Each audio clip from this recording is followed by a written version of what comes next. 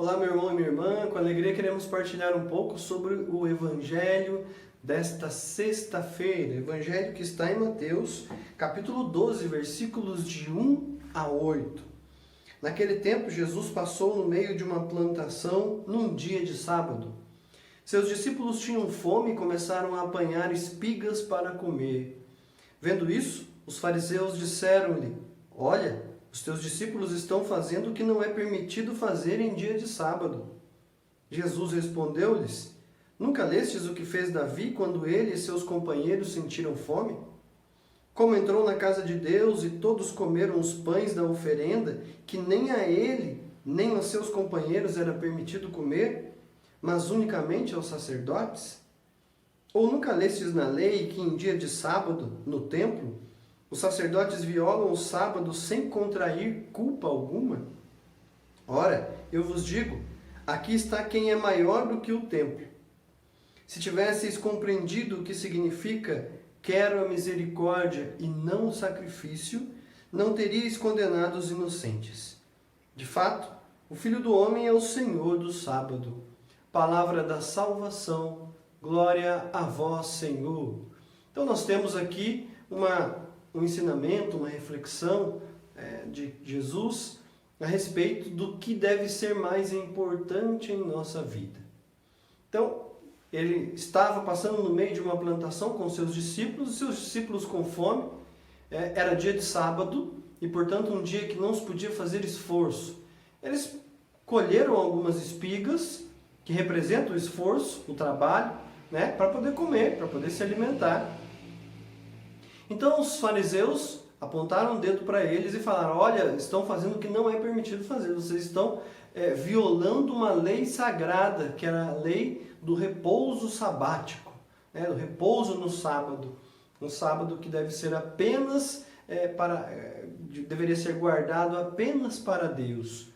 Então Jesus, ele começa a mostrar algumas contradições nessa lógica dos fariseus. Em primeiro lugar, ele lembra bem que Davi também violou uma lei junto com seus companheiros.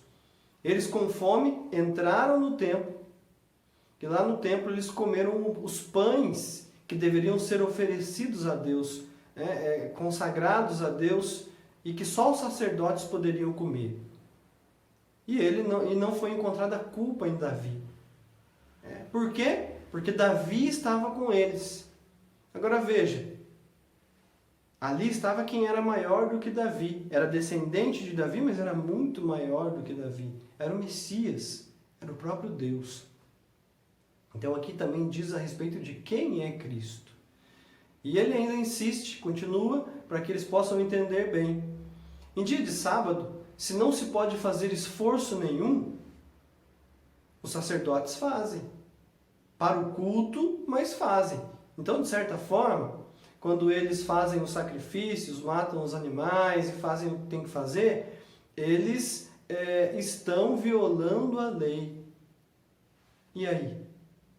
O que é que tira a culpa deles? O fato de estarem no templo fazendo um culto a Deus.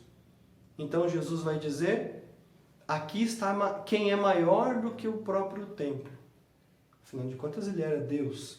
Se o templo era um meio para se prestar culto a Deus, ali estava o próprio Deus, que é muito maior do que o templo. Então veja a autoridade de Jesus. Quem sou eu?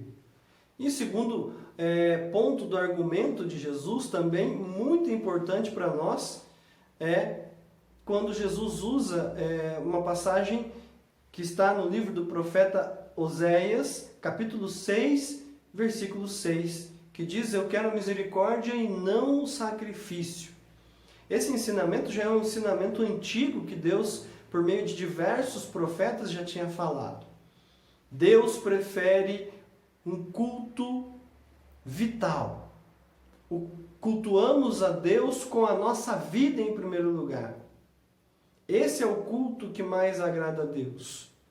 Ele prefere muito mais um culto que diz respeito ao amor que nós temos por Ele e ao próximo, do que um culto vazio, mecânico, né, em que nós participamos de maneira mecânica, apenas de corpo presente, apenas por cumprir uma regra.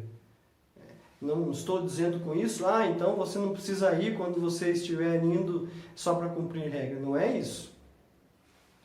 É preciso ir e é preciso se esforçar para dar o seu melhor para Deus, o seu amor para Deus e para os irmãos. Portanto, o culto ele precisa ser traduzido depois em mudança de vida. A nossa experiência com Deus precisa ser traduzida em mudança de vida. O nosso coração precisa ser transformado por Deus. E é aqui que nós queremos nos confrontar com a nossa vida. A palavra de Deus sempre quer nos confrontar para que nós possamos ser melhores, para que nós possamos examinar a nossa consciência e perceber aonde estamos falhando. Se a sua experiência de Deus, se a sua vida religiosa não tem feito com que você tenha o seu coração transformado, algo está errado e precisa ser revisto. Agrade o coração de Deus, cultuando a Ele com a sua vida e cultuando a Ele também de maneira ritual, participando da Santa Missa, dos sacramentos e tudo mais. Os dois são importantes, um complementa o outro. Participar apenas do culto ritual, sem deixar que ele te transforme, é participar, é fazer uma experiência de relação com Deus, mas com o coração fechado. Porque quando nós abrimos o nosso coração, a graça de Deus vai nos transformando aos poucos. E nós vamos sentindo que precisamos ser transformados. E aí, sim, nós teremos cada vez mais o nosso coração um pouco mais semelhante, um pouco mais parecido com o Sagrado Coração de Jesus. Que o Espírito Santo nos ajude a viver esta realidade. Sobre vós, sobre a vossa família, desça a bênção de Deus Todo-Poderoso, Pai, Filho e Espírito Santo. Amém.